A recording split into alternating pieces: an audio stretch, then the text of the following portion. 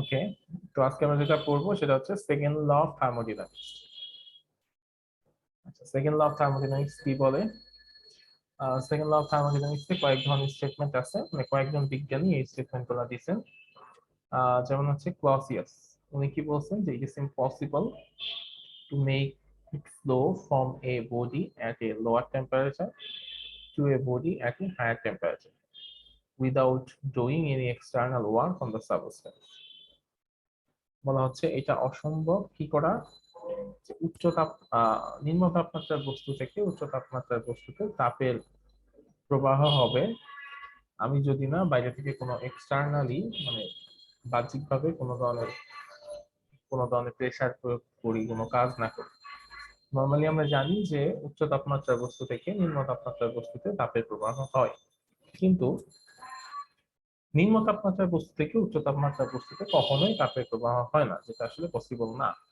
তো সেটা কি সেটা আসলে কোনোভাবে সম্ভব না যদি আমি এক্সটার্নালি কোনো কিছু করি। যেমন আমরা জানি যে সবসময় বস্তু কি মানে বেশি উচ্চতা থেকে নিচে নিচে দিকে পড়ে, তাই না? উপর থেকে জি স্যার। সবসময় নিচে পড়ে। তো নিচে থেকেও তো বস্তু উপরে উঠে উঠে না, আমি যদি হাত দিয়ে উঠাই তাহলে তো উঠছে। সেটা তো আমি হাত দিয়ে উঠাইলাম বলে উঠছে, কিন্তু অটোমেটিক্যালি তো আর সেটা উঠে না, কিন্তু অটোমেটিক্যালি কিন্তু নিচে থেকে উপর থেকে নিচে পড়ে।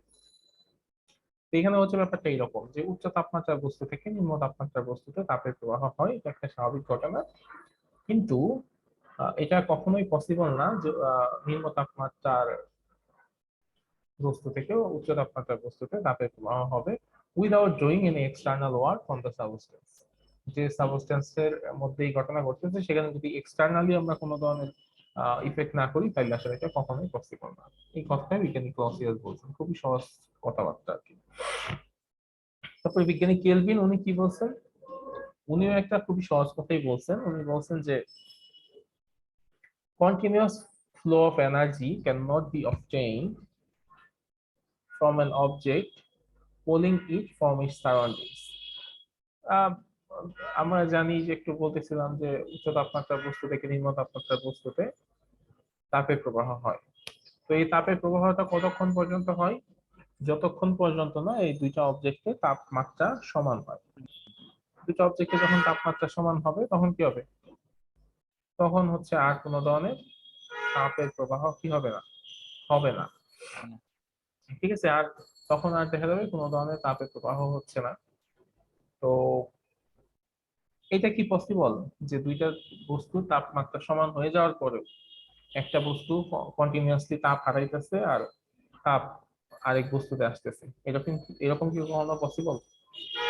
না স্যার, এটা তো পসিবল না। পসিবল না, এটাই হচ্ছে বলছেন উনি যে continuous flow of energy can not be obtained from an object cooling it from its surroundings. মানে আশেপাশের চাইতে অনেক বেশি ঠান্ডা হয়ে যাওয়ার পরেও সে কন্টিনিউয়াসলি আরেক জায়গায় হিট প্রবাহ করতেছে, এরকম কোনোভাবেই পসিবল না। এরপর হচ্ছে প্ল্যাঙ্ক স্টেটমেন্ট।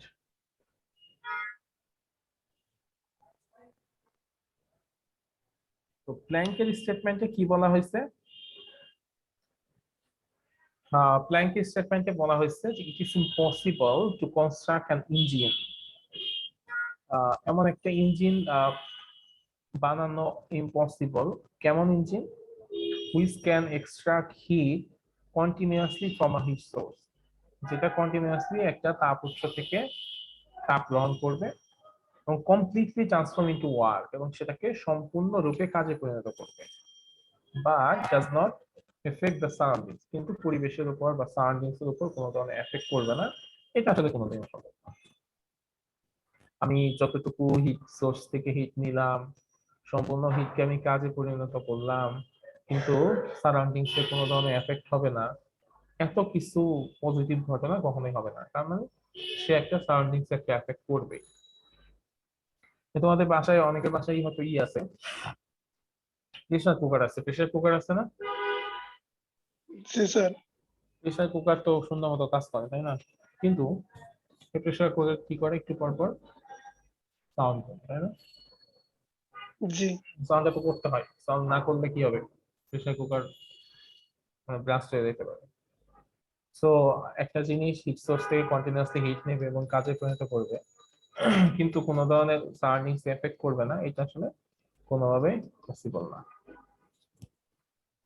তারপর বিজ্ঞানী কার্নো উনি এই কথাটাকে একটু সহজভাবে বলছেন, সহজভাবে বলতে উনি সব কথাকে সাম করে বলছেন যে no engine can be build, এমন কোনো ইঞ্জিন আবিষ্কার করা সম্ভব না যেটা which can extract a fixed amount of heat, যেটা একটা নির্দিষ্ট পরিমাণ হিটকে নিবে এবং will convert totally into work.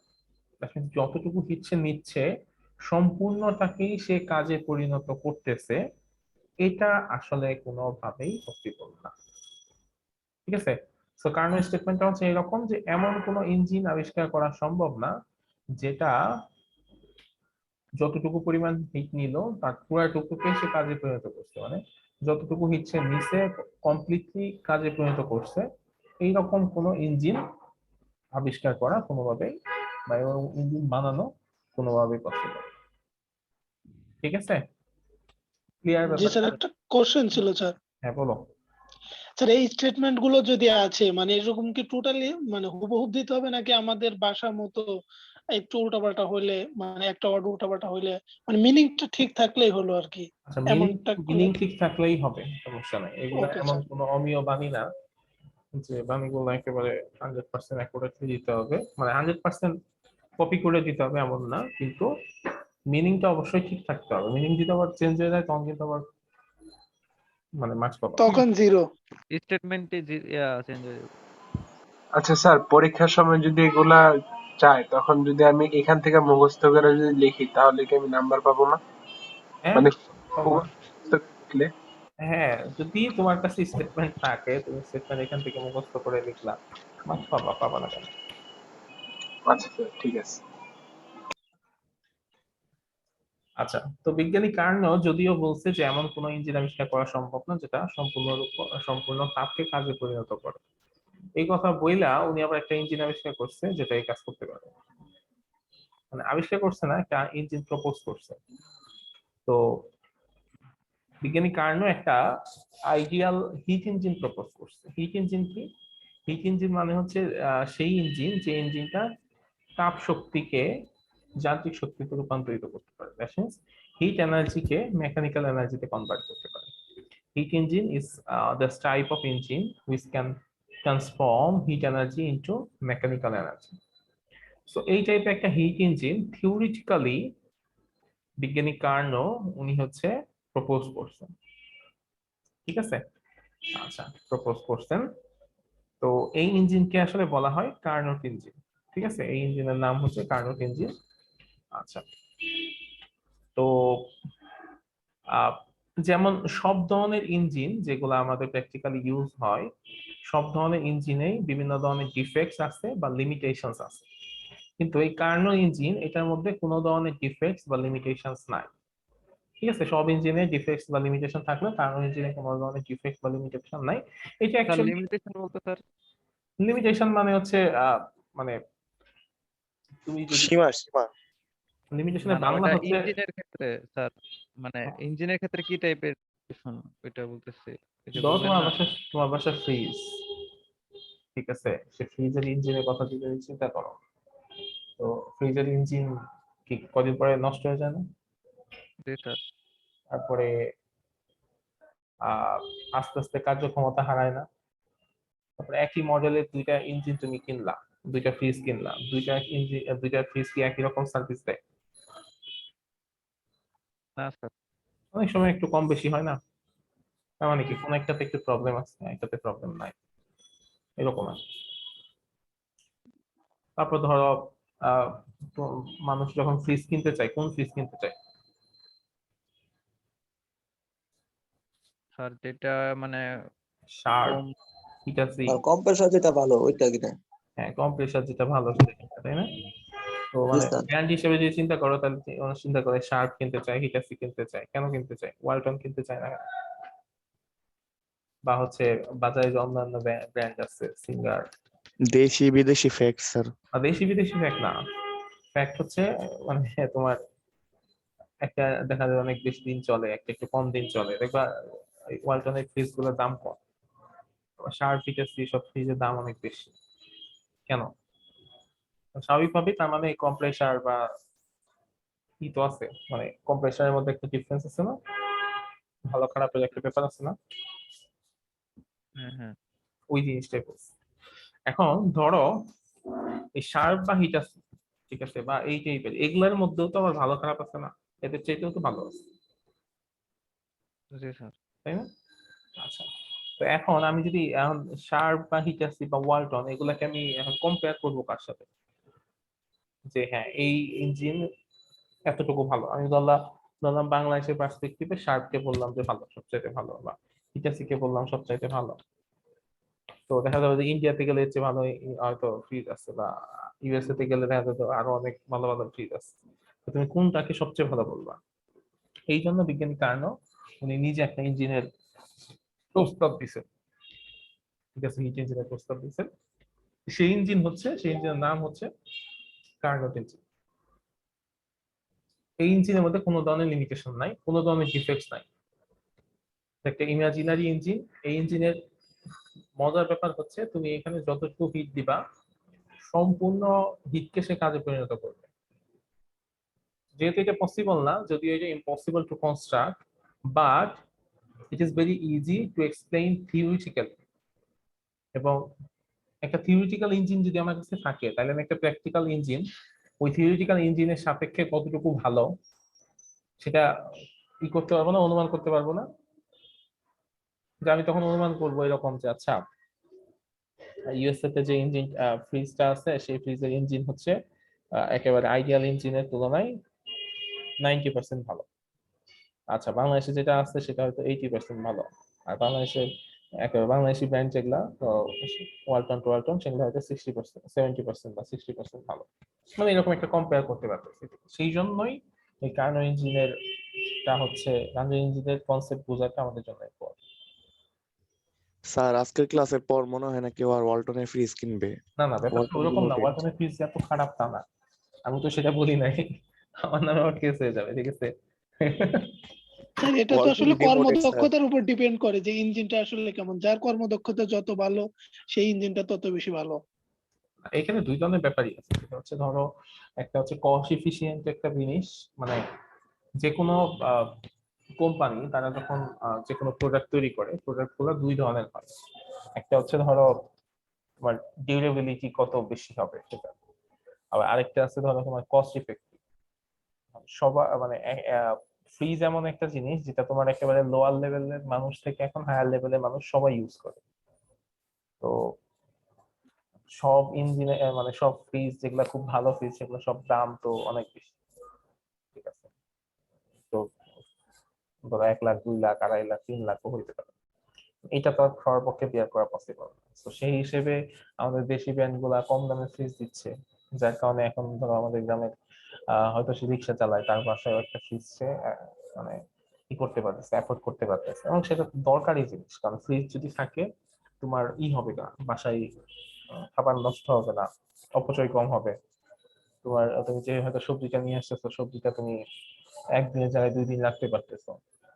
তারপর আগে দেখতাম যে ধরো আহ কোনো কারণে মাছ বেশি বেশি কেনা হয়েছে, বা বিভিন্ন সময় ঈদের সময় হয়তো অনেক বেশি মাংস আছে, সব মাংস রান্না করে ফেলা লাগতেছে, বা সব মাছ রান্না করে সেটা কারণ সবাই বেলায় কুরবানি বেলা ঈদের জাল আগেই দেওয়া ফ্রিজটা লাগতেছে। কিনতে যায়। কুরবানি ঈদের আগেই ফ্রিজটা লাগে। সেটা অন্য হিসাব। তো এখন যেটা হইতেছে যে না, তুমি মাছটাকে মানে ফ্রিজে রাখতে রাখতে পারতেছো, ফ্রিজটাকে রেখে একটু মানে একটু হচ্ছে না, সবারই ক্ষেত্রে সবারই তো একটু সুবিধা হচ্ছে। তো এই জিনিসটা তো সবারই দরকার। তো সেই হিসেবে আহ দেশি ব্যাংক গুলা কিন্তু অনেক ভালো কাজ করতেছে, মানুষের জন্য ভালো হচ্ছে। এবং ওয়ালটনের ফ্রিজের বিক্রি কিন্তু অনেক, সিরিয়াসলি তুমি গ্রামের দিকে যাও দেখবা যে অনেক অনেক বেশি। এবং মজার জিনিস দেখো, আমাদের গ্রিনের এসি গুলা দেখো, গ্রিনে সব এসি হচ্ছে ওয়ালটনের, কারণ একটু ইসে পাওয়া যাচ্ছে। হ্যাঁ স্যার, গ্রামে এসে দেখছি স্যার বেশিরভাগ বাড়িতেই ওয়ালটন। তারপরে এখন দেখবা এই যে আমি যে আমার বাসা থেকে এই যে উপর দিকে তাকাচ্ছি, আমার ঠিক সামনের বাসার 5 তলা একটা এসি, সেটা আমি দেখতে ওয়ালটন, ঠিক আছে। তো এইটা স্বাভাবিক, মানে সবার পক্ষে এখন জিনিসপত্রের খরচ এত বাড়ছে, সবার পক্ষে তো এত বেশি এফোর্ড করা পসিবল হয় না। আচ্ছা, তো আমরা এই কার্নো ইঞ্জিনের অপারেশনটা করব খুব সহজভাবে করবো, হ্যাঁ খুব সহজভাবে করবো, তোমরা একটু বোঝার চেষ্টা করো, বুঝলে দেখবা যে এই অপারেশনটা খুব সহজ। আমি জানি না আগে তোমরা পড়ছিলা কিনা, কিন্তু এটা কিন্তু তোমাদের ছিল, এবং এটা অপারেশন খুবই সহজ, খুব সিম্পল ওয়েতে আমি বোঝানোর চেষ্টা করবো। দেখো ধরো এটা হচ্ছে একটা কার্নো ইঞ্জিন, ঠিক আছে? কার্নো ইঞ্জিনের তিন ধরনের আসন আছে, মানে তিন ধরনের আসনের মধ্যে কার্নো ইঞ্জিনকে আমরা রাখতে পারি। একটা আসন হচ্ছে এরকম যে সেটা হচ্ছে ইনসুলেটর, ইনসুলেটিং একটা আসন, ঠিক আছে? ইনসুলেটিং একটা আসন যেখানে রাখলে কোনো তাপ বাইরে যাবে না বা বাইরে থেকে কোনো তাপ ভেতরে আসবে না। আচ্ছা, আরেকটা আসন আছে এরকম, সেটা হচ্ছে হিট সোর্স। আমার যদি কখনো তাপ দরকার হয় তখন আমি এই আসনে বসাইলে আমি প্রয়োজনীয় পরিমাণ তাপ নিতে পারবো। আরেকটা আসন আছে সেটা হচ্ছে ধরো হিট সিঙ্ক। আমার যদি কখনো তাপ বাইরে পাঠানোর দরকার হয় তখন আমি হচ্ছে এই আসনের মধ্যে আনতে পারবো, এটা হচ্ছে আমার সিঙ্ক। আর এটা ছিল সোর্স। এখন কার্নো ইঞ্জিনের চারটা সাইকেল আছে বা চারটা স্টেপ আছে, চারটা অপারেশন সে করে কমপ্লিট করে। এবং সেই চারটা সাইকেল যেভাবে কমপ্লিট হয় সেটাকে সেটা মানে সেটা হচ্ছে একটা ডায়াগ্রামের মাধ্যমে হয়, এবং এই ডায়াগ্রামকে বলা হয় ইন্ডেক্স ডায়াগ্রাম, ঠিক আছে? এই ডায়াগ্রামটা হচ্ছে ইন্ডেক্স ডায়াগ্রাম। ওকে, তো কার্নোট সাইকেল এবং কার্নোট ওয়ার্ক ইন্ডেক্স ডায়াগ্রামের মাধ্যমে আসলে এক্সপ্লেইন করা হয়। তো প্রথম স্টেপ সেটা হচ্ছে isothermal expansion at high temperature. প্রথম স্টেপটা হচ্ছে isothermal expansion at higher temperature. তো প্রথম স্টেপটাতে কি হয়? প্রথম স্টেপটাতে যেটা হয়, উচ্চ তাপমাত্রায় আইসোথার্মাল প্রসারণ হয়, মানে সমুষ্ণ প্রসারণ হয়। এখন আমাকে বলো তো আইসোথার্মাল এক্সপেনশন যেটা সমুষ্ণ প্রসারণ, প্রসারণের সময় কি হয়? প্রসারণের সময় আহ কি হচ্ছে? তাপের হ্রাস ঘটবে। তাপের হ্রাস ঘটবে, তাই না? জি স্যার। আচ্ছা, প্রসারণের সময় যেহেতু গ্যাসটা প্রসারিত হচ্ছে তার মানে আমাদের ভলিউমটা বেড়ে যাচ্ছে। সো ভলিউম যদি বেড়ে যায় তখন কি হবে? ভলিউমটা যখন বেড়ে যাবে তখন হচ্ছে প্রেশার তাপের কমে হ্রাস যাবে। ঘটবে, তাই না? তাপের হ্রাস ঘটবে, যেটা বল তাপের হ্রাস না, ঠিক তাপমাত্রা কমে যাবে, তাপমাত্রা হ্রাস ঘটবে। তো তাপমাত্রা যদি কমে যায় তাহলে কি আইসোথার্মাল প্রসেসটা হবে? তাপমাত্রা কমে গেলে আইসোথার্মাল প্রসেসটা কি হতে পারবে? হতে পারবে না, ওটাতে তো টিটা কনস্ট্যান্ট থাকে। হ্যাঁ, টিটা কনস্ট্যান্ট থাকে। তাহলে কি করতে হবে? আমার যেহেতু তাপমাত্রা কমে যাচ্ছে, তো তাপমাত্রা বাড়ানোর জন্য আমার কিছু পরিমাণ তাপ লাগবে, তাই না? তো তাপমাত্রা বাড়ানোর জন্য যেহেতু কিছু পরিমাণ তাপ লাগবে, এই জন্য আমি কি করব, এই কার্নো ইঞ্জিনটা কি করব, এই হিট সোর্সের মধ্যে বসায় দেব। হিট সোর্সের মধ্যে বসাইলে যেটা হবে, প্রয়োজনীয় পরিমাণ তাপ আমি হচ্ছে এখান থেকে নিতে পারবো। তাহলে আমার আইসোথার্মাল এক্সপেনশন এই প্রসেসটা কমপ্লিট হবে। আচ্ছা, এরপরে হচ্ছে অ্যাডিয়াবেটিক এক্সপেনশন। অ্যাডিয়াবেটিক ভাবে সেটাকে আমি এক্সপেন্ড করবো। আবারও যদি আমি এক্সপেন্ড করি তাহলে কি হবে? এক্সপেনশন করলে টেম্পারেচার কমে যাবে। আমি যদি এটাকে এক্সপেন্ড করি টেম্পারেচার কমে যাচ্ছে।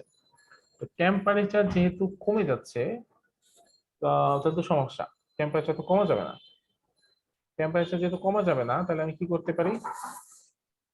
মানে টেম্পারেচার কমলে তো সমস্যা নাই, যেহেতু এটা অ্যাডিয়াবেটিক প্রসেস, তো টেম্পারেচার কমলে কোনো সমস্যা নাই। আচ্ছা, একটা মিনিট।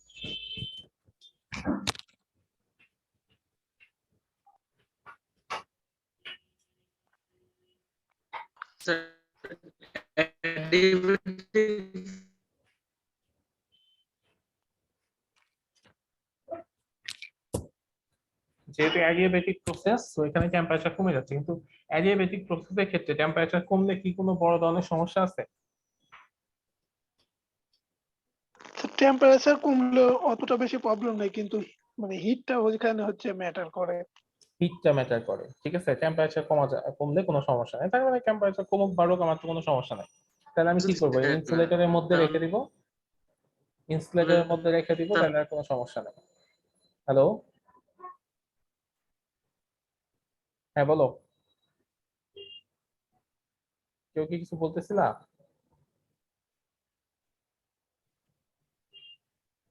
সিআর এর মাইক্রোফোন অন আছে। আচ্ছা, আমি না আরেকজন। তো টেম্পারেচারের দিকে হচ্ছে মানে আমি যেটা করব সেটা হচ্ছে কি করব, যে রেখে দিব আর কি আমরা ইনসুলেটরে রেখে দিব, তার টেম্পারেচার কমুক বাড়ুক আমাদের আসলে মানে ওইরকম কোনো ক্যাচাল টেচাল নাই, কোনো সমস্যা নাই, যা ইচ্ছা তাই হোক। আচ্ছা, তো তারপর 3 নাম্বার প্রসেস কি, আইসোথার্মাল কম্প্রেশন। এই পর্যায়ে কি করবো, আমি এটাকে কম্প্রেস করব, সংকুচিত করব। সংকুচিত করলে কি টেম্পারেচার বাড়বে না কমবে? তখন বেড়ে যাবে টেম্পারেচার। টেম্পারেচার বেড়ে যাবে। আচ্ছা, সংকুচিত করলে টেম্পারেচার বেড়ে যাবে। আচ্ছা, টেম্পারেচার যদি বেড়ে যায় তাহলে কি করতে হবে, মানে টেম্পারেচার কি করা দরকার? এখন মানে হিটটাকে মানে তাপমাত্রাটাকে কমাইতে হবে। কমাইতে হবে। তাহলে কি করবো, এই সিঙ্কে নিয়ে আসবো। সিঙ্কে নিয়ে আসবো, যতটুকু হিট ছেড়ে দিলে টেম্পারেচার কমে যায় সেটা খেয়াল করতে হবে, তাই না? জি স্যার। তাহলে আমি তখন হিট সিঙ্কে নিয়ে যাবো। সিঙ্কে নিয়ে গেলে টেম্পারেচারটা কমে যাবে, আবার টেম্পারেচার কমে গিয়ে স্বাভাবিক অবস্থা চলে আসবে বা নর্মাল অবস্থা চলে আসবে। ঠিক আছে? জি স্যার। তারপরের প্রসেসটা কি, অ্যাডিয়াবেটিক কম্প্রেশন। এই ক্ষেত্রে কি হবে, আমি আবার কম্প্রেস করব, টেম্পারেচার আবার কমে যাবে। টেম্পারেচার কমে গেলে টেম্পারেচার বেড়ে যাবে, টেম্পারেচার বাড়লে তো আমার কোনো সমস্যা নাই। তো এটা কই থাকবে, ইনসুলেটরেই থাকবে। ইনসুলেটরে থাকবে, টেম্পারেচার জি স্যার। বেড়ে যাবে, তাপের পরিমাণ ঠিক আছে, তো কোনো সমস্যা নেই। তো এইরকম 4টা প্রসেসের মাধ্যমে একটা কার্নো ইঞ্জিন সে হচ্ছে তার একটা সাইকেল কমপ্লিট করে। এবং এইরকম আমরা দেখতে পাচ্ছি এখানে 2টা আইসোথার্মাল কার্ভ আছে আর 2টা অ্যাডিয়াবেটিক কার্ভ আছে। তো এই পুরা 2টা আইসোথার্মাল কার্ভ আর 2টা অ্যাডিয়াবেটিক কার্ভে মিলিতভাবে বলা হয় ইন্ডেক্স ডায়াগ্রাম। এবং এই 4টা কার্ভ মিলে যে ক্ষেত্রফল কভার করে সেই ক্ষেত্রফলটাই হচ্ছে এই 4টা প্রসেসে যে টোটাল কাজ হয় সেই কাজের সমান। ঠিক আছে? এবং এই পুরো প্রসেসটা হচ্ছে কার্নোট সাইকেল। ঠিক আছে? জি স্যার। ওকে, স্যার স্যার হ্যাঁ বলো। স্যার শেষের দুইটা ধাপ আরেকবার বললে ভালো হতো একটু। শেষের 2টা ধাপ ছিল এরকম, যদি আমি একটা গ্যাসকে কম্প্রেস করি, কম্প্রেস করা মানে কি, সংকুচিত করা, দ্যাট মিন্স আমার আয়তন কমে যাচ্ছে। তো আয়তন কমে গেলে টেম্পারেচার বাড়বে না কমবে? বাড়বে। আচ্ছা, আয়তন কমে গেলে টেম্পারেচার বাড়বে। আচ্ছা, টেম্পারেচার যদি বাড়ে তাহলে আমার টেম্পারেচার তো কমাইতে হবে, তাই না? জি স্যার। যেহেতু সমস্ত প্রক্রিয়া, তো টেম্পারেচার কমানোর জন্য আমি কি করব, হিট সিঙ্কে নিয়ে যাব। হিট সিঙ্কে নিয়ে গেলে যতটুকু তাপ ছেড়ে দিলে টেম্পারেচার কমে যাবে বা টেম্পারেচার ফিক্স থাকবে ততটুকু তাপ আমি ছেড়ে দেব। আর তারপরে প্রসেস যেটা অ্যাডিয়াবেটিক কম্প্রেশন, এই প্রক্রিয়ায় কি হবে, আবার কম্প্রেস করব, কম্প্রেস করলে টেম্পারেচার বেড়ে যাবে, বাড়লে তো আমার কোনো সমস্যা নাই, যেহেতু এটা অ্যাডিয়াবেটিক প্রসেস। অ্যাডিয়াবেটিক প্রসেসে তাপের আদান প্রদান হয় না, কিন্তু তাপমাত্রার আদান প্রদান হইতে পারে। ঠিক আছে? জি স্যার। স্যার এখানে 4টি স্টেপের মধ্যে 2টা কম্প্রেশন হবে আর 2টা হ্যাঁ, 4টে স্টেপের মধ্যে 2টা কম্প্রেশন আর 2টা এক্সটেনশন।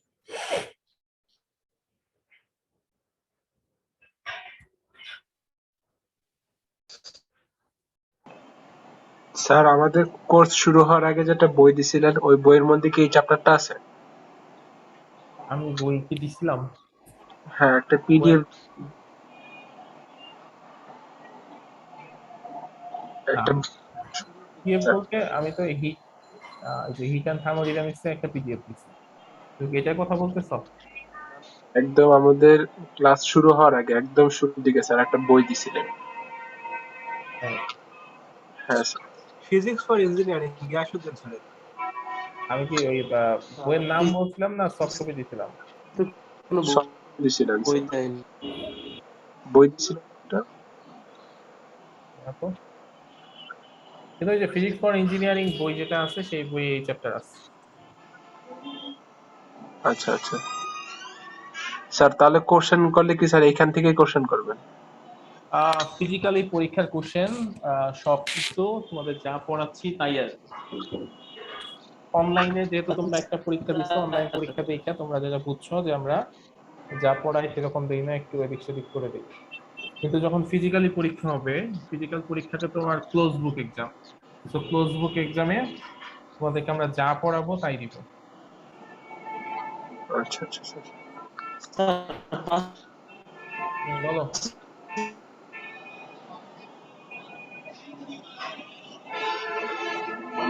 স্যার এখান থেকে যদি কিছু এক্সট্রা পড়তে হয় তাহলে কোত্থেকে পড়বো? মানে এই চ্যাপ্টার রিলেটেড যদি এক্সট্রা কিছু পড়তে হয়। কি বলো শুনি না। আমি বলি, মানে আমি বলতে চাইছিলাম যে এই চ্যাপ্টার রিলেটেড যদি এক্সট্রা কোনো কিছু পড়তে হয় তাহলে কোত্থেকে পড়বো? এই চ্যাপ্টার রিলেটেড এক্সট্রা ম্যাথ করতে পারো, ম্যাথ পড়ার জন্য ওই যে বই দিছি সেই বই ফলো করবা। ডেফিনেশন স্যার, তারপর হচ্ছে কম্পারিজন। এগুলা সবই হচ্ছে তুমি আমি যা পড়াচ্ছি এখানেই আছে। তারপরে যদি এক্সট্রা কিছু পড়তে চাও তাহলে সেটার জন্য ওই যে বই দেয়া আছে বই পড়ো। আচ্ছা স্যার।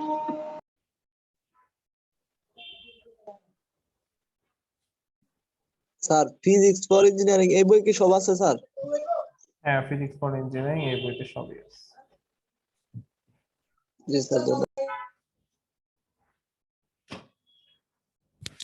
আমার আমার বোর্ডটা দেখতে পাচ্ছ তাই না? জি স্যার। জি স্যার। ওকে। স্যার আমরা কি খাতা কলম নিব? খাতা কলম নিতে পারো। আর একটা ব্যাপার হচ্ছে যে মানে সব অবশ্য এখানেই আছে, মানে লেকচারেই আছে। তো খাতা কলম নেওয়ার চাইতে এখানে মনোযোগ দাও যেন জিনিসটা বুঝতে পারো। আচ্ছা ঠিক আছে। তো এখন আমরা যেটা করবো সেটার নাম হচ্ছে ইফিসিয়েন্সি, ঠিক আছে? ইফিসিয়েন্সি। তো ইফিসিয়েন্সি জিনিসটা কি? ইফিসিয়েন্সি জিনিসটা হচ্ছে স্যার কর্মদক্ষতা না? কর্মদক্ষতা। হ্যাঁ, যে আমি একটা ইঞ্জিনের মধ্যে কি পরিমাণ হিট দিলাম, একটা ইঞ্জিনের মধ্যে আমি Q1 পরিমাণ হিট দিলাম, ঠিক আছে? সেই Q1 পরিমাণ হিট দিয়ে সে কিছু কাজ করলো, ঠিক আছে? কাজ করছে, কাজ করার পরে সে কি করছে, আমাকে Q2 পরিমাণ হিট সে আমাকে ফেরত দিছে, ঠিক আছে? Q1 পরিমাণ হিট আমি তাকে দিলাম, দেওয়ার পরে সে কিছু কাজ করলো, কাজ করার পরে সে Q2 পরিমাণ হিট হচ্ছে আমাকে ফেরত পাঠালো। তো যদি ব্যাপারটা তাই হয়, Q1 পরিমাণ হিট দিয়ে সে আমাকে কাজ করে Q2 পরিমাণ হিট ফেরত পাঠালো, তাহলে বলো তো সে কাজ করছে কতটুকু? Q1 minus Q2. তো Q2 Q1 মাইনাস Q2, তাই না? জিনিসটা কেমন? ধরো তোমাকে আমি 1000 টাকা দিলাম বাজার করার জন্য, তুমি বাজার টাজার করে আমাকে 200 টাকা ফেরত দিলাম। তার মানে কি যে 1000 টাকা থেকে 200 টাকা বিয়োগ করতে হবে, তাই না? সেই রকমই আমি Q1 পরিমাণ হিট দিছিলাম, সে কাজ করার পরে Q2 ফেরত দিচ্ছে, তার মানে কাজের পরিমাণ হচ্ছে Q1 মাইনাস Q2। তো কর্মদক্ষতা হচ্ছে কার কার রেশিও, যে একটা ইঞ্জিন কত, ইঞ্জিনের মধ্যে আমি কতটুকু তাপ দিছিলাম আর সে কতটুকু কাজ করতে পারছে তার অনুপাত, সেটা হচ্ছে কর্মদক্ষতা, ঠিক আছে? কতটুকু আমি দিছিলাম আর সে কতটুকু করতে পারছে, এর রেশিও হচ্ছে আমার কর্মদক্ষতা। তো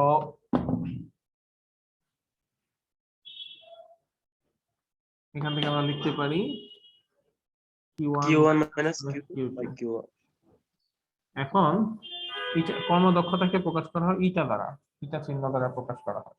তো ইটা is equal two Q1 minus Q2। এখন আমি যদি উপর নিচে ভাগ করে দেই তাহলে কি হবে? 1 minus Q2 by Q2 by Q1। Q1, ঠিক আছে? এখন এটাকে যদি আমি পার্সেন্টেজে প্রকাশ করতে চাই তাহলে কি করতে হবে? এর সাথে 100 দিয়ে গুণ করে দিতে হবে। into 100%। এখন আমরা জানি যে কোন একটা জায়গায় তাপের পরিমাণ যত বেশি হয় সেখানে তাপমাত্রার পরিমাণও তত বেশি হবে, তাই না? তাপ বেশি যত হয়। বেশি তাপমাত্রা তত বেশি, তার মানে Q is proportional to T। তাপের পরিমাণ যত বেশি টেম্পারেচারের পরিমাণও তত বেশি। তো আমরা এটাকে লিখতে পারি Q সমান সমান কনস্ট্যান্ট ইনটু T, বা Q বাই T সমান সমান কনস্ট্যান্ট। তো Q বাই T যদি সমান সমান কনস্ট্যান্ট হয় তাহলে আমরা এটা লিখতে পারি Q1 by T1 by Q2 by Q2 লিখা যায় না? লেখা যায়?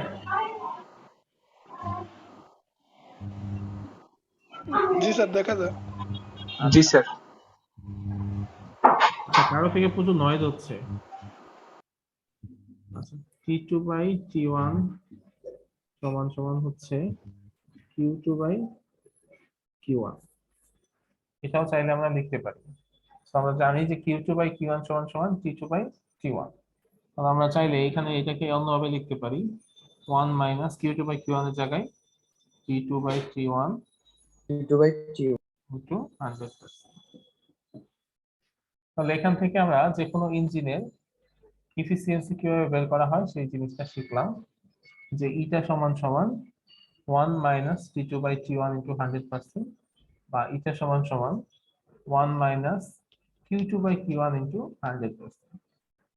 ঠিক আছে, এই দুইটা ফর্মুলার মাধ্যমে আমরা যে কোনো ইঞ্জিনের এফিসিয়েন্সি খুব সহজে বের করে ফেলতে পারবো। সো এখান থেকে একটা কথা আমি বলতে পারি যে it is seen that the efficiency of a Carnot engine depends on the temperature of the heat and heat source and the sink, not on the working substance।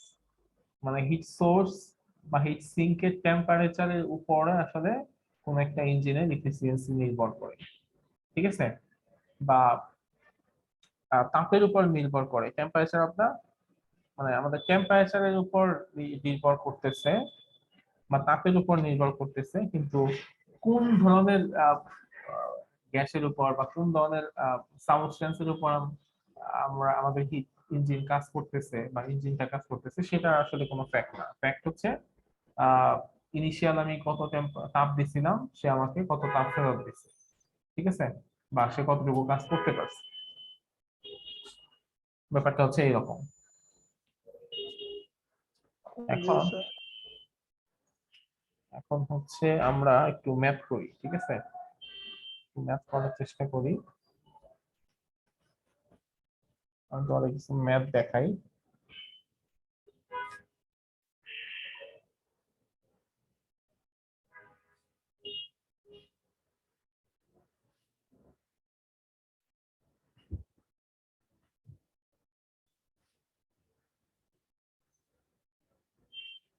এখানে একটা ম্যাথ ছিল যে find the efficiency of the Carnot engine working between the steam point and the ice point.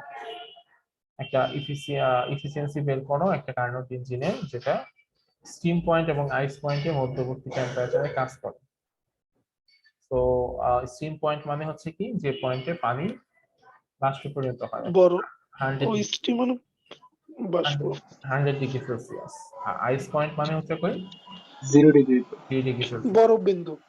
তো অবশ্যই এটাকে কি করতে হবে, কেলভিনে নিয়ে যেতে হবে। কেলভিনে নিয়ে যেতে হবে, তাই না? তাহলে তোমরা কেলভিনে নিয়ে গিয়ে ম্যাথটা করো তো।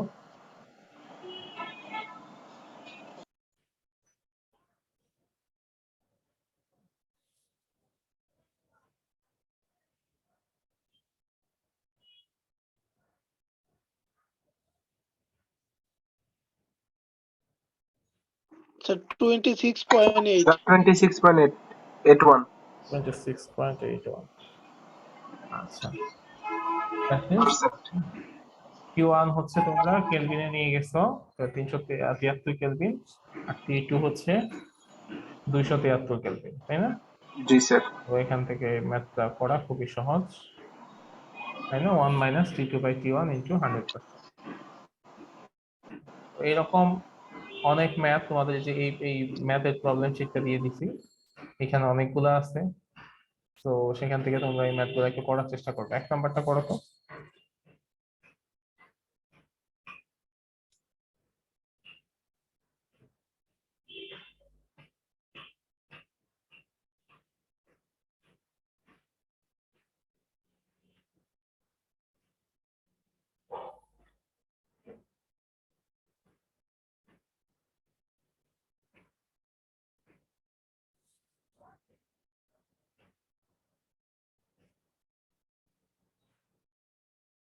স্যার 25। 25। জি মানে 25%। 25%। আচ্ছা, ডিভাইডেড বাই হচ্ছে 400।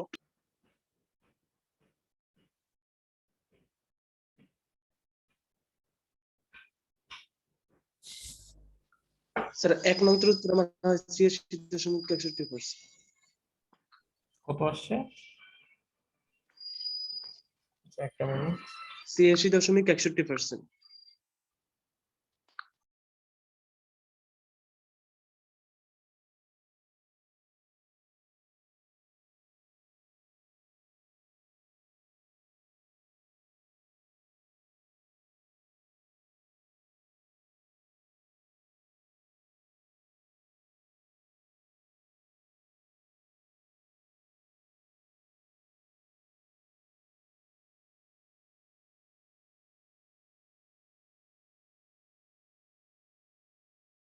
তুমি মেবি কেলভিন মানে কেলভিন স্কেলে নিয়ে যাও না, সেলসিয়াস এর মান বসাইছো, এই জন্য সিএসি পয়েন্ট আসছে। সমস্যা নাই, 273 দিয়ে ইয়ে করে দাও, কেলভিন এসে পড়বে। তুমি যে রেজাল্ট পাইছো এটা না, এখানে ওটা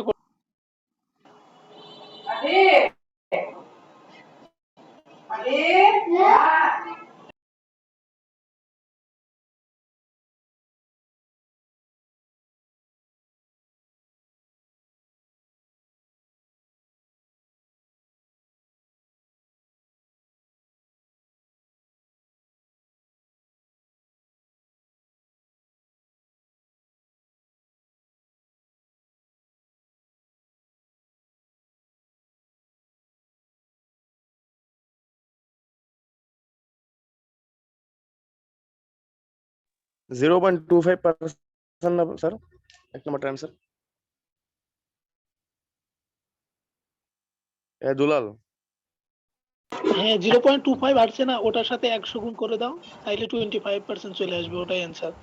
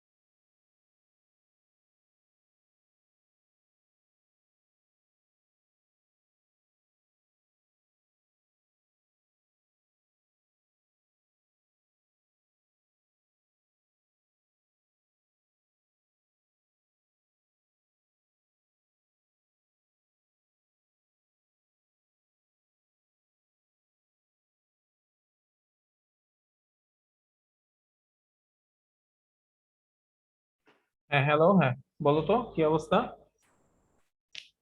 অ্যান্সার কার কত আসছে বললা? স্যার 25% আসছে আমার। আচ্ছা, তাহলে এক নম্বরে আমরা একটু করি, হ্যাঁ, করে দেখি যে কার কি অবস্থা। জি স্যার। মানে কারটা হইলো আর কারটা হইলো না, সেটা আমরা আসলে করেই দেখি। স্ক্রিন শেয়ারটা অফ করে দেই।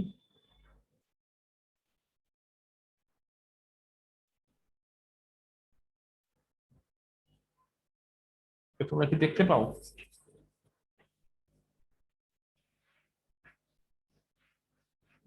জি স্যার। আচ্ছা, এখানে T1 হচ্ছে 127 ডিগ্রি, তাই না? আর T2 হচ্ছে শুধু 27, তাই না? তাই ছিল কি 127 প্লাস 273, এটা হবে আমার কেলভিন। তাইলে হবে হচ্ছে 300, 400 স্যার। 400 কেলভিন। এটা হবে কত? 27 প্লাস 273, এটা হবে 300 কেলভিন।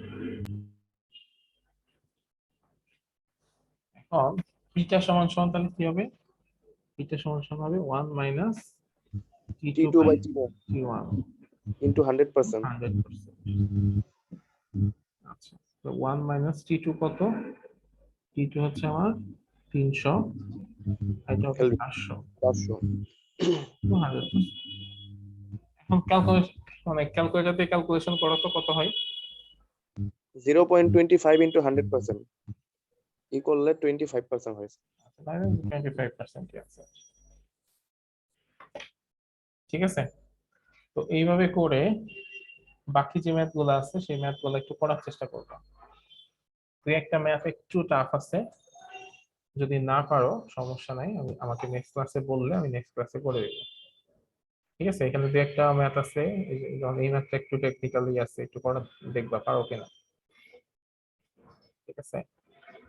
বা হচ্ছে একটু বুঝাই দিবেন 2 নাম্বারটা? এই নাম্বারটা এখানে বলছে যে একটা কার্নোট ইঞ্জিন আছে যার লোয়ার টেম্পারেচার হচ্ছে 7 ডিগ্রি সেলসিয়াস, এবং ওই ইঞ্জিনের ইফিসিয়েন্সি হচ্ছে কত? 50%। তাহলে তোমার ইফিসিয়েন্সি দেয়া আছে আর T2 দেয়া আছে, তো তোমার T1টা বের করতে হবে। এরপরে বলছে যে it is desire to increase the efficiency to 70%। এখন আমি যদি চাই যে এই ইঞ্জিনের ইফিসিয়েন্সি 50 থেকে 70 করব, তাহলে হাউ মেনি ডিগ্রিজ শুড বা temperatures of the higher temperature reservoir be increase. এই যে উচ্চ তাপমাত্রা যেটা আমি এর আগে পাইলাম, সেটাকে আমার কতটুকু ইনক্রিজ করলে সেটা 50% এফিসিয়েন্সি হবে। তার মানে আমার T2টা কিন্তু ঠিকই আছে, ঠিক আছে, T2টা ঠিক আছে। 50% ইফিসিয়েন্সি মানে T2 হচ্ছে আমার 7 ডিগ্রি সেলসিয়াস, আর ইফিসিয়েন্সি আমার 50%, সেই ক্ষেত্রে আমার একটা T1 বের হবে। আবার আমি চাচ্ছি যে এটার ইফিসিয়েন্সি যদি এই T2 টেম্পারেচার, লোয়ার টেম্পারেচার মানে T2 টেম্পারেচার হচ্ছে 7 ডিগ্রি সেলসিয়াস হইলো, কিন্তু ওইটার ইফিসিয়েন্সি 50 না হয়ে 70 হোক, সেটা আমি চাইতেছি। তাহলে কি করতে হবে সেক্ষেত্রে? যে ইটার মান দিতে হবে 70, আর T2 মান হবে হচ্ছে 7 ডিগ্রি সেলসিয়াস, আর সেক্ষেত্রে আমার নতুন আরেকটা T1 বের হবে। তো এরপরে দেখতে হবে যে আগের T1 আর নতুন T1 এর মধ্যে পার্থক্য কি।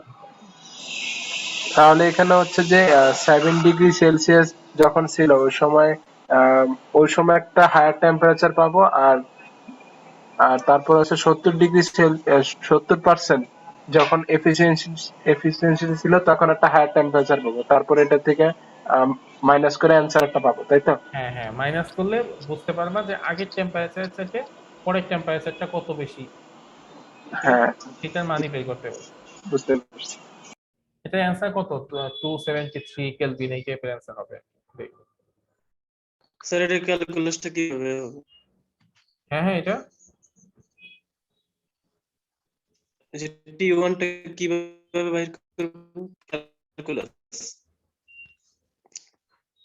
কি যে বললাম তো কিছু বুঝলাম না। T1টা কিভাবে বের করবো?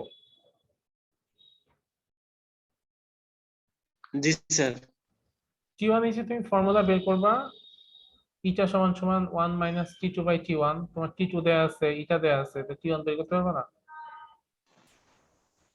স্যার আমি চেষ্টা করছি, দেখি মানে ওই যে T2 এর চেয়ে মান কম হয় T1। না, তা কেন হবে? স্যার এটার অ্যান্সার হবে 373 হ্যাঁ পয়েন্ট C7, 33 হ্যাঁ 373.33 কেলভিন হবে, হ্যাঁ। এত কেলভিন। হুম। আচ্ছা, তুমি একটু শেয়ার করো তো, স্ক্রিন শেয়ার করো তো।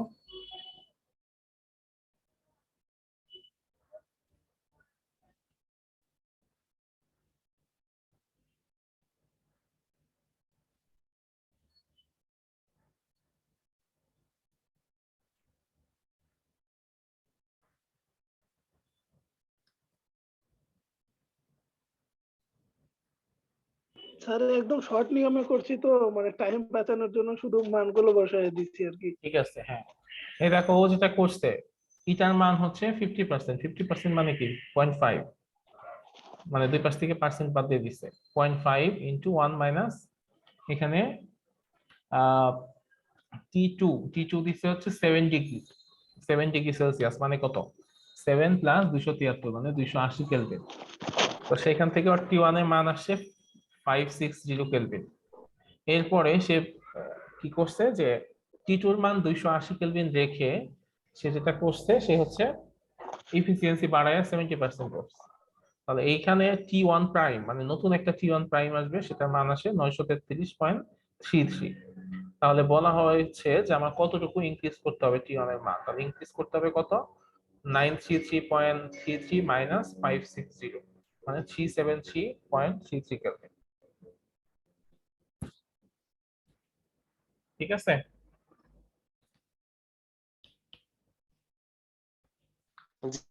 জি স্যার।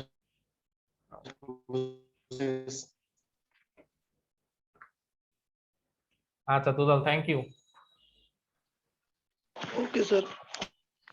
আচ্ছা, তো এভাবে করে তোমরা বাকি ম্যাথ গুলো একটু করার চেষ্টা করো, না পারলে আমি করে দিব, সমস্যা নেই। ওকে, তাহলে আমরা আগাই। আচ্ছা, এই পর্যন্ত আমাদের ফার্স্ট ক্লাস টেস্টের সিলেবাস। ঠিক আছে? এই Okay, sir. ইফিসিয়েন্সি ম্যাথ পর্যন্ত আমাদের ফার্স্ট ক্লাস টেস্টের সিলেবাস, যে ক্লাস টেস্টটা 27 তারিখে হবে।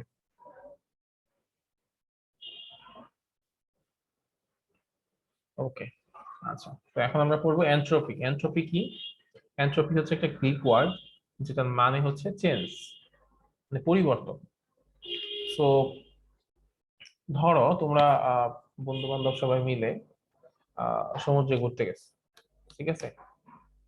তো সমুদ্রে গিয়ে সি বিচে সবাই কি করে, বালি দিয়ে ঘর বানায় না? সমুদ্র তো অনেক বিশাল, তো ওইখানকার সামনে সবাই গিয়ে বাচ্চা হয়ে যায়। তো ধরো বালি দিয়ে একটা ঘর বানাইছে, ঘর বানায় তোমরা ডাব খাইতে পাশে গেছো, গিয়ে আবার ব্যাক করে আসার পরে কি দেখবা, সেই ঘরটা কি কেমন হয়ে আছে? স্যার আগের মতো থাকবে না। পানির ঢেউ ভাঙে এসে গেছে ওটা স্যার মুছে পানির দিয়েছে। স্রোতের না, কারণে। ধরো পানি আসে না এ পর্যন্ত, ঠিক আছে, কিন্তু ঘরটা কি আগের মতো একই শেপে থাকবে? না শেপে থাকবে না, শেপটা একটু পরিবর্তন হবে না? দেখা যায় কিছু বালি কোন এক জায়গায় পড়ছে, আবার কিছু বালি কোন জায়গায় থেকে সরে গেছে, এরকম একটা চেঞ্জ হবে না? জি স্যার। এই যে চেঞ্জ, যেটা হচ্ছে ন্যাচারাল চেঞ্জ, এইরকম চেঞ্জ কে বলা হয় হচ্ছে, মানে এইরকম একটা ব্যাপার হচ্ছে এনট্রপি ব্যাপারটা। That means it is a measure of disorder or randomness of molecular motion of the system. ধরো কোন একটা জায়গায় ডিসঅর্ডারনেস যত বৃদ্ধি পাবে, বিশৃঙ্খলার পরিমাণ যত বৃদ্ধি পাবে, দেখো তুমি আগে সুন্দর একটা শেপ তৈরি করে রাখছিলে ঘরে, সেই শেপটা একটু পরে কি হয়ে গেছে, কোনো জায়গায় বালি কমে গেছে, কোনো জায়গায় বেশি হয়ে গিয়ে একটা বিশৃঙ্খল একটা অবস্থা তৈরি হয়েছে না? এটাই হচ্ছে এনট্রপি। কোন একটা সিস্টেমের মধ্যে যত বেশি বিশৃঙ্খল অবস্থা হবে, যত বেশি ডিসঅর্ডারনেস হবে, যত বেশি র্যান্ডমনেস হবে, সেটা এনট্রপির মান হচ্ছে তত বেশি। বিশৃঙ্খলের পরিমাণটাই হচ্ছে তোমার এনট্রপি। ধরো এই যে তোমরা এখন অনলাইনে ক্লাস করো, কেউ ঘুমে মানে শুয়ে শুয়ে ক্লাস করো, কেউ বসে ক্লাস করো, কেউ হচ্ছে মানে যে যার মতো করে ক্লাস করো, তাই না? আমরাও জানি, তোমরাও জানো, মানে তোমরাও ভালো মতোই জানো যে যে যার মতো করে ক্লাস করতেছে। তো এই ক্লাসটাই যখন ফিজিক্যালি আসবে আমার সামনে, তখন দেখা যাবে তোমরা একটু সুন্দর করে বসছো, বসে ক্লাস করতেছো, ঠিক আছে, একটু সুন্দর ড্রেস আপ করে ক্লাস করতেছো, তাই না? এরকম একটা ব্যাপার হবে। তারপর ধরো কোন একদিন ক্লাসে চেয়ারপারসন আসছে, ডিপার্টমেন্টের চেয়ারম্যান আসছে, তখন তোমরা আরেকটু কেয়ারফুলি করবা, তাই না? হ্যাঁ, ডিপার্টমেন্টের চেয়ারম্যান আসছে। আর কোনোদিন ধরো ভিসি আসছে, যদি ধরো ইউনিভার্সিটি ভিসি চলে আসছে, তখন দেখা যাবে যে আরো মানে আশেপাশে ময়লা টয়লা থাকলে সরায় টরায় একেবারে সুন্দর মতো হইয়া সেইটা গুইজা এসে বসছে। আর যদি এরকম বলা হয় যে না, আজকে বাংলাদেশের প্রধানমন্ত্রী তোমাকে তোমাদের ক্লাসে আসবে, তখন কি করবা? তখন দেখা যাবে যে সবথেকে মানে সবাই হচ্ছে একেবারে ব্লেজার স্যুট টুট পরে আসলো ক্লাস, এরকম একটা অবস্থা হয়ে যাবে। তার মানে কি, দেখো চেঞ্জ হচ্ছে না একটা। আবার ধরো ক্লাসে কেউ নাই, তখন কি করবা? যে যার মতো চিল্লা পাল্লা, একজন বেঞ্চের উপরে একজন বেঞ্চের নিচে যে যার মতো বৈশা গল্প করতেছে। তো এই যে পরিবর্তন, ঠিক আছে, অর্ডারে পরিবর্তন বা র্যান্ডমনেস, তোমাদের বিহেভিয়ারে একটা র্যান্ডমনেস আসতেছে। তো এরকম সিস্টেমের মধ্যেও এরকম ডিসঅর্ডারনেস আসে বা র্যান্ডমনেস আসে। তো যে সিস্টেম যত বেশি ডিসঅর্ডার মানে যত বেশি বিশৃঙ্খল, সেই সিস্টেমের এনট্রপি তত বেশি। এটাকে বলা হয় যে entropy is a Real physical thermal quantity একটা সিস্টেমের, যেটা হচ্ছে কনস্ট্যান্ট থাকে কোন সিস্টেমে, যতক্ষণ পর্যন্ত না ওই সিস্টেমে কোনো হিট প্রবেশ করে বা ওই সিস্টেম থেকে কোনো হিট বের হয়ে যায়। দ্যাট মিনস অ্যাডিয়াবেটিক প্রসেসে যে প্যারামিটারটা কনস্ট্যান্ট থাকে সেটাই হচ্ছে এনট্রপি। অ্যাডিয়াবেটিক প্রসেস কি হয় না, কোনো হিট বাইরেও যায় না, বাইরে থেকে কোনো হিট আসে না। সো ওই প্রসেসে কি থাকে, এনট্রপির মান হচ্ছে ফিক্স থাকে বা কনস্ট্যান্ট থাকে। এবং এনট্রপিকে প্রকাশ করা হয় এস দ্বারা। ঠিক আছে, এনট্রপিকে প্রকাশ করা হয় এস দ্বারা। Entropy tells us about the direction of heat flow. Entropy আমাদেরকে হিট ফ্লোর ডিরেকশন সম্পর্কে আইডিয়া দেয় এবং helps in determining the thermodynamic condition, এবং আমাদেরকে সাহায্য করে কি ডিটারমাইন করতে, থার্মোডাইনামিক কন্ডিশনকে ডিটারমাইন করতে সাহায্য করে। Entropy of a system increases, কোন একটা সিস্টেমের এনট্রপি ইনক্রিজ হবে কখন, if heat flows into the system, যদি কোন একটা সিস্টেমে হিট ফ্লো বেড়ে যায়, ঠিক আছে, তাহলে ওই সিস্টেমে এনট্রপি বৃদ্ধি পাবে। আবার কোন একটা সিস্টেম থেকে হিট যদি বের হয়ে যায়, হিট লস হয়, তাহলে ওই সিস্টেমে এনট্রপি কমে যাবে। এবং অবশ্যই তখন কি হতে হবে, কনস্ট্যান্ট টেম্পারেচারে হতে হবে। সো এনট্রপিটাকে মেজার করার ওয়েটা কি, entropy is measured by the rate of change of heat absorb or rejected with respect to temperature. কোন একটা নির্দিষ্ট টেম্পারেচারে কি পরিমাণ হিট অ্যাবজর্ব হইলো বা কি পরিমাণ হিট রিজেক্ট হইলো, সেটার যে রেশিও, সেই রেশিওকে বলা হয় এনট্রপি।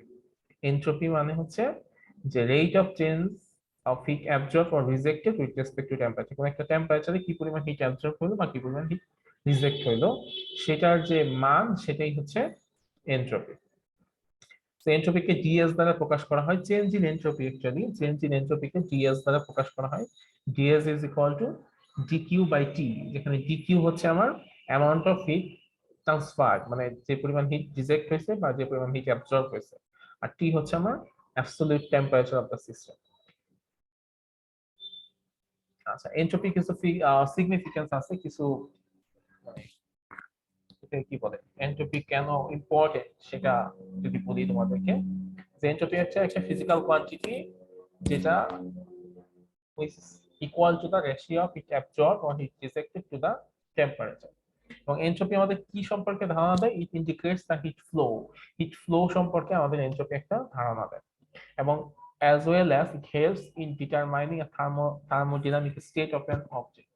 এটা আমাকে এই যে টেম্পারেচার, প্রেসার, এগুলো যেমন একটা স্টেট, ঠিক এনট্রপি হচ্ছে একটা স্টেট, যে পৃথিবীর এনট্রপি বৃদ্ধি পাচ্ছে, এরকম কথা বলা হয় না, পৃথিবীর এনট্রপি বৃদ্ধি পাচ্ছে। তো এনট্রপি এরকম একটা স্টেট হিসেবে আমাদেরকে ধারণা দেয়। তারপরে হচ্ছে like temperature, pressure, volume, internal energy, magnetic behaviour, এটাও হচ্ছে কি করে, একটা স্টেট মানে কোন একটা বডি একটা স্টেট প্রকাশ করে। এবং আমরা জানি যে overall lineness of an object decreases with increase of entropy. কোন একটা সিস্টেমের এনট্রপি বৃদ্ধির সাথে সাথে ওই সিস্টেমের শৃঙ্খলা নষ্ট হয়ে যায়। Like temperature of pressure, it can not be felt. Temperature এবং প্রেসারের মতো এটাকে আমরা অনুভব করতে পারি না, ঠিক আছে, টেম্পারেচার আর প্রেসারের মতো এটাকে আমরা কোনোভাবেই অনুভব করতে পারি না। এবং অনেক সময় এনট্রপিকে এরকম বলা হয় যে এনট্রপি হচ্ছে কি, যে কোন একটা সিস্টেমের শক্তি রূপান্তরের অক্ষমতাকে এনট্রপি বলে। এরকম একটা কথা শুনছো না, ইন্টারমিডিয়েট এরকম বলতো। জি স্যার, শুনছি। এটা মানে কি, এটা যদি ধরো তোমাদেরকে আমি এক্সপ্লেইন করি, ধরো তুমি একটা যন্ত্র আবিষ্কার করছো, যে যন্ত্রটা কাজ করে হচ্ছে কেমন, 20°C থেকে ধরো 100°C পর্যন্ত কাজ করে। এখন কোনো কারণে পৃথিবীর তাপমাত্রা বাইরে, স্বাভাবিক তাপমাত্রা বেড়ে যদি হয়ে যায় 35, তখন 20 থেকে 35°C টেম্পারেচার পর্যন্ত তোমার ইঞ্জিনটা কি আর কাজ করবে? না, ওই নিচের মানে পয়েন্ট গুলোতে কাজ করবে না। কাজ করবে না। তো এই জন্য বলা হয় যে এনট্রপি বৃদ্ধি পাইলে কি হয়, কোন একটা ইঞ্জিনের শক্তি রূপান্তরে অক্ষমতা তৈরি হয়, ঠিক আছে।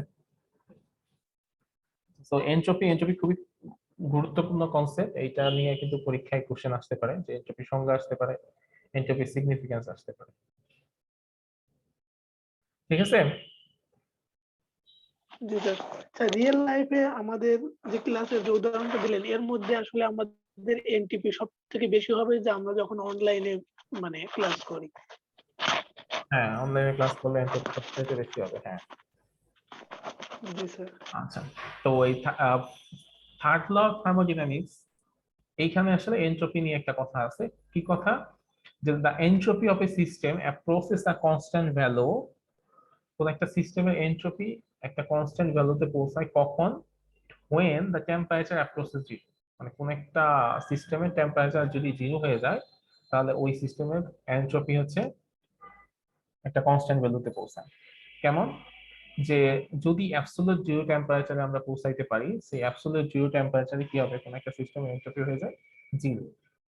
ঠিক আছে? যেমন the entropy of a pure crystalline substance, এর entropy absolute zero temperature আসলে 0 হয়ে যায়। ঠিক আছে? এটা হচ্ছে ব্যাপারটা হচ্ছে এরকম যে কোন একটা সিস্টেমের টেম্পারেচার যত বেশি কনস্ট্যান্ট হয়ে যাবে বা যত বেশি জিরোর কাছাকাছি হয়ে যাবে, ওই সিস্টেমের এনট্রপি তত বেশি মানে কনস্ট্যান্ট ভ্যালুতে পৌঁছাবে, এবং অ্যাবসলিউট জিরো টেম্পারেচারে এটা হয়ে যায় একেবারে শূন্য। আচ্ছা, ওকে। এরপর হচ্ছে তাহলে এই যে আমাদের একটা কনসেপ্ট এখানে আসলো যে অ্যাবসলিউট জিরো টেম্পারেচার কি, মানে জিরো টেম্পারেচার কি আর অ্যাবসলিউট জিরো টেম্পারেচার কি তাহলে? আচ্ছা, অ্যাবসলিউট জিরো টেম্পারেচার মানে হচ্ছে কি? অ্যাবসলিউট জিরো টেম্পারেচার মানে হচ্ছে কেলভিন স্কেলের যে সর্বনিম্ন টেম্পারেচার সেটা হচ্ছে অ্যাবসলিউট জিরো টেম্পারেচার, যেটা হচ্ছে 0 kelvin. That means -273.15 degree Celsius বা -459.7 ডিগ্রি ফারেনহাইট, এইটাকে বলা হয় অ্যাবসলিউট জিরো টেম্পারেচার। এবং এটা হচ্ছে সেই পয়েন্ট যে পয়েন্টে কোন একটা অ্যাটমের কোনো ধরনের থার্মাল এনার্জি থাকে না এবং সেটা সম্পূর্ণরূপে রেস্ট অবস্থায় চলে যায়। ঠিক আছে? অ্যাবসলিউট জিরো টেম্পারেচার হচ্ছে 0 কেলভিন বা -273.15 ডিগ্রি সেলসিয়াস বা -459.7 ডিগ্রি ফারেনহাইট। এবং এই টেম্পারেচারে কোনো অ্যাটমের কোনো থার্মাল এনার্জি থাকে না এবং তারা কমপ্লিটলি রেস্ট অবস্থায় চলে যায়। এবং এটা হচ্ছে পৃথিবীতে পসিবল সর্বনিম্ন টেম্পারেচার। ঠিক আছে? পরম শূন্য তাপমাত্রা বলে এটাকে। এটাকে পরম শূন্য তাপমাত্রা বলে। অ্যাবসলিউট জিরো টেম্পারেচার মানে হচ্ছে পরম, অ্যাবসলিউট মানে পরম, জিরো মানে হচ্ছে শূন্য টেম্পারেচার, তাপমাত্রা। আচ্ছা, কিন্তু কথা হচ্ছে যে এই টেম্পারেচারে কি কোনো একটা অবজেক্ট থাকতে পারে? না তো স্যার। থাকতে পারে না। কেন পারে না? কারণ আমরা জানি যে উচ্চ তাপমাত্রার বস্তু থেকে নিম্ন তাপমাত্রার বস্তুতে কি হয়? তাপের ট্রান্সফার হয়। তো কোন একটা অবজেক্ট যদি অ্যাবসলিউট জিরো টেম্পারেচারে থাকে তাহলে তার আশেপাশে সব জিনিসের টেম্পারেচার কি তার চাইতে বেশি না? জি স্যার, সে অ্যাবজর্ব করবে। হ্যাঁ, তার মানে সে সবসময় তাহলে কি সে অবশ্যই টেম্পারেচার অ্যাবজর্ব করে মানে টেম্পারেচার তার বেড়ে যাবে। সো কোনোভাবেই সে অ্যাবসলিউট জিরো টেম্পারেচারে থাকতে পারবে না। ঠিক আছে? তারপরে আরেকটা জিনিস বলা যায় যে অ্যাবসলিউট জিরো টেম্পারেচারে থাকলে দেখা যায় যে কোন একটা সিস্টেমের ভলিউম হয়ে যায় ইনফিনিট। ভলিউমে কি অবস্থা হয় সেটা আমি তোমাদের একটু দেখাই। আমরা একটা সূত্র পড়ছিলাম না এরকম? এটা কার সূত্র ছিল? এটা মোস্ট প্রবাবলি জি স্যার। চার্লসের সূত্র ছিল। এরকম একটা সূত্র ছিল না? v is equal to v naught 1 plus t by 273, এরকম একটা ফর্মুলা ছিল না? মনে আছে?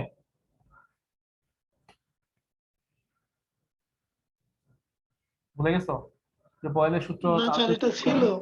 জি স্যার, এটা ছিল স্যার, কি জানি স্যার। এখন দেখো, t এর মান যদি হয় -273 ডিগ্রি সেলসিয়াস তখন কি হবে?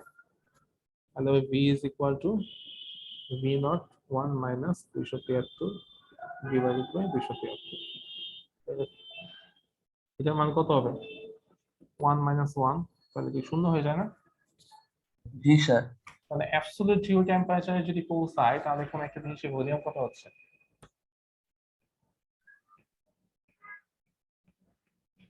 কত হচ্ছে? শূন্য। শূন্য। তাহলে যদি কোন একটা জিনিসের ভলিউমই শূন্য হয়ে যায় তাহলে কি ওই জিনিস থাকা পসিবল? না স্যার। ওই জিনিসটা থাকা পসিবল না। সো অ্যাবসলিউট জিরো টেম্পারেচারে আসলে পৌঁছানো পসিবল হয় নাই, বাট এটা কাছাকাছি টেম্পারেচারে পৌঁছানো পসিবল হয়েছে, এবং সেটা মোটামুটি তো 268 -267 ডিগ্রি সেলসিয়াস টেম্পারেচারে পৌঁছানো পসিবল হয়েছে। যেমন এগুলা হচ্ছে যে ক্রাইডোপোলার্স, dilution refrigerator, nuclear adiabatic demagnetization, এইসব ক্ষেত্রে অনেক বেশি কম টেম্পারেচারে পৌঁছানো পসিবল হয়। ঠিক আছে, তো এগুলো আমাদের কাছে অত বেশি ইম্পর্টেন্ট না। আমাদের কাছে ইম্পর্টেন্ট হচ্ছে যে অ্যাবসলিউট জিরো টেম্পারেচারে আসলে পৌঁছানো যায় না, এই কোশ্চেন তোমাদের পরীক্ষায় আসতে পারে, বা অ্যাবসলিউট জিরো টেম্পারেচার কি সেই কোশ্চেনও তোমাদের পরীক্ষায় আসতে পারে। ঠিক আছে, জি স্যার। তাহলে আজকে যা যা পড়াইছি এগুলো ভালো মতো বাসায় পড়ো, নেক্সট ক্লাসে আবার দেখা হবে।